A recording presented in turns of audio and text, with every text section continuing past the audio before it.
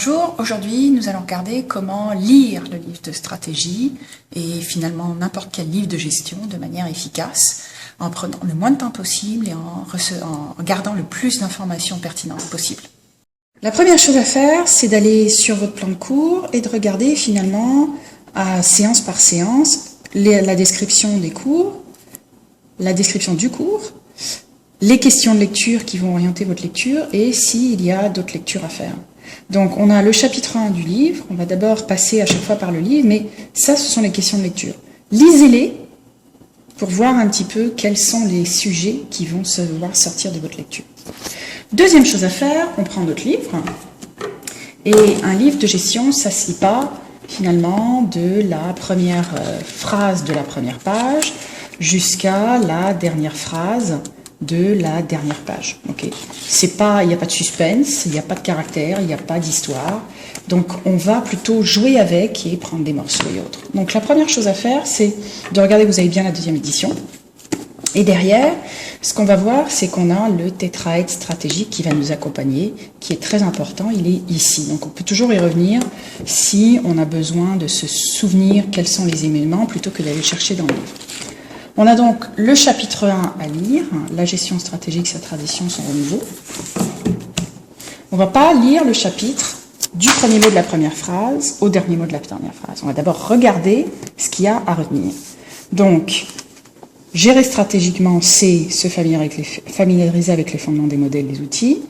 Fondement classique du tétraède, fondement contemporain du tétraède, complémentarité des approches classiques et contemporaines, reconnaître le tétraède comme guide, inscrire le tétraède dans un cadre d'apprentissage. Donc, encore une fois, le tétraède, il est très important. Maintenant, ce qu'on va faire, encore une fois, on ne lit pas là. On va survoler et voir la structure du livre. Donc là, on voit qu'on a un 1.1 et on a un sous-titre 1.1.1. 1.1.2, point 3, point 4, et là, on a un 1.2. Donc on va aller à la fin du chapitre pour voir combien il y a de sous-parties à ce chapitre, afin de comprendre comment il est structuré. Et là on voit que la dernière partie, c'est 1.5, résumé des connaissances. Donc ça veut dire qu'on a finalement 5 parties à ce chapitre, mais on ne va pas utiliser cette 5e partie, puisque cette 5e partie résume tout ce qui a été fait. Donc on a 4 sous-parties à ce chapitre-là. Donc on va commencer à écrire avant même d'avoir commencé à lire. Et le centre, l'idée centrale du chapitre, c'est la gestion stratégique, okay, sa tradition, son renouveau. Ça, c'est l'idée centrale de ce chapitre. On a 4 parties. On va donc faire 4 parties. Première partie, on a une introduction. Et là, la première partie, c'est l'avènement de la gestion stratégique, les fondements des approches classiques. Donc, on écrit avènement, la gestion stratégique, je vais l'appeler GS, fondement des approches classiques. Donc, fondement, approche classique. Et classique, je vais en faire un mot court, parce que ça va revenir souvent. CLA, 2S, vous pouvez inventer le mot que vous voulez. On ne lit pas encore, hein. On continue de regarder parce que j'aimerais savoir c'est quoi le titre de la deuxième grande partie. Approche contemporaine. Donc puisque là on a mis tradition, on va laisser ça en haut. La renouveau, c'est donc l'approche contemporaine. Donc approche contemporaine. Et je vais écrire ça CONT. Et évolution des fondements. On s'arrête 2 secondes et puis on réfléchit. Qu'est-ce qu'on est en train de lire? On va avoir ici un petit peu d'histoire. Puis là, on va avoir un petit peu de qu'est-ce que ça veut dire, comment cette histoire a changé, comment les choses ont changé. Maintenant, on passe à la 3e grande partie de ce chapitre qu'on cherche ensemble. Complémentarité des approches stratégiques classiques et contemporaines. Donc là, je vais écrire complémentarité des approches classique et contemporaine. Voyez ? L'idéal, c'est de faire ça avec un crayon à papier, parce que comme ça, si vous voyez que vous avez des parties plus grosses ou plus petites que d'autres, vous pouvez modifier. 4e partie, dernière partie, une approche fondamentale, donc Ça, finalement, une fois finalement, ce chapitre, on s'en rend compte, met la table. Et là, on a l'approche fondamentale. C'est ce qui est le plus important, parce que, vous voyez, le titre du livre, c'est l'approche fondamentale.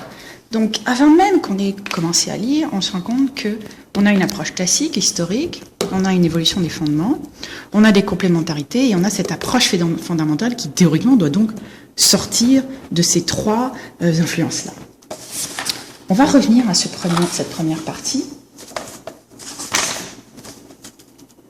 Et là, on va se mettre à lire l'introduction. Okay. Notamment, on lit l'introduction et on voit qu'il est important de rappeler que la gestion stratégique poursuit des objectifs fondamentaux, clarifier le projet global de l'entreprise, veiller à la cohérence du projet global de l'entreprise. Okay. Donc moi, ça, je vais le mettre ici. La gestion stratégique, c'est clarifier un projet global de l'entreprise.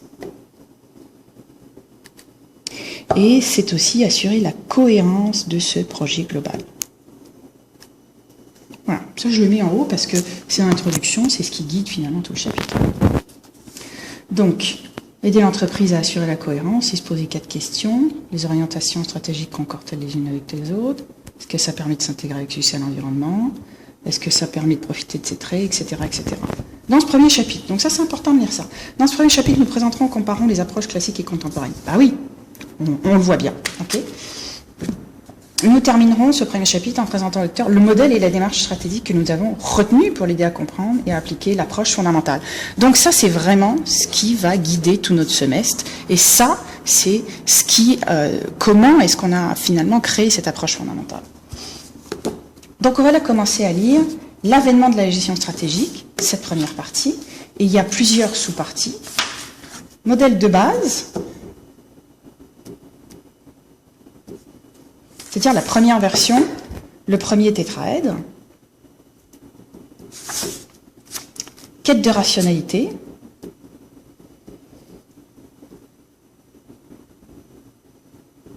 Du dirigeant. Formalisation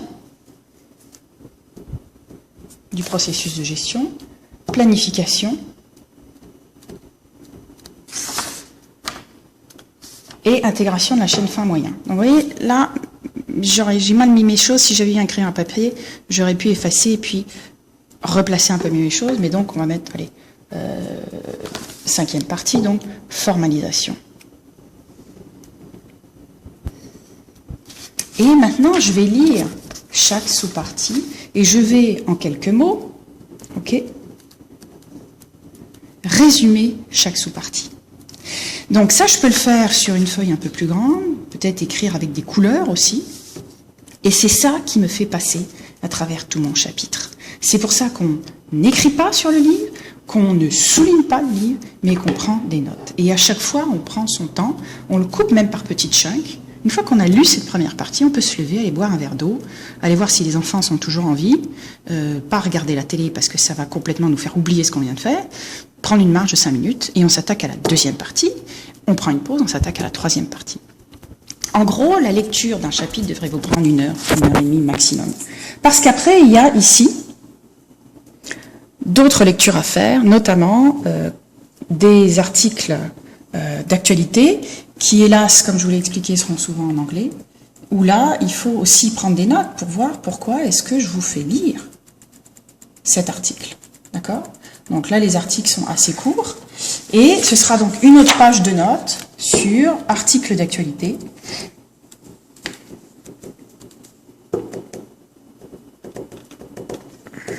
Vous prenez vos notes, ce qui est le plus important, et c'est avec ça que vous venez en classe, et c'est avec ça qu'on va pouvoir travailler, faire des exercices d'application et analyser des cas en classe.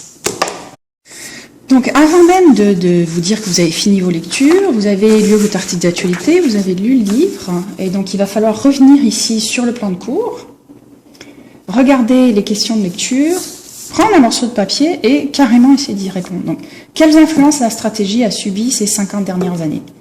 Donc, influence des 50 dernières années.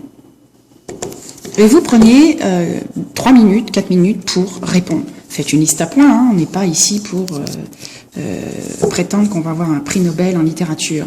Quelles sont les différences entre approche classique et approche contemporaine? différence entre approche classique et approche contemporaine. Très important, ça. Donc, il faut pouvoir lister ces différences. Voilà. Donc, vous passez à travers ces questions de lecture. Si vous n'êtes pas capable de remplir cette feuille, il y a un problème dans la manière dont vous avez fait vos lectures. Et donc là, il faut qu'on s'en parle.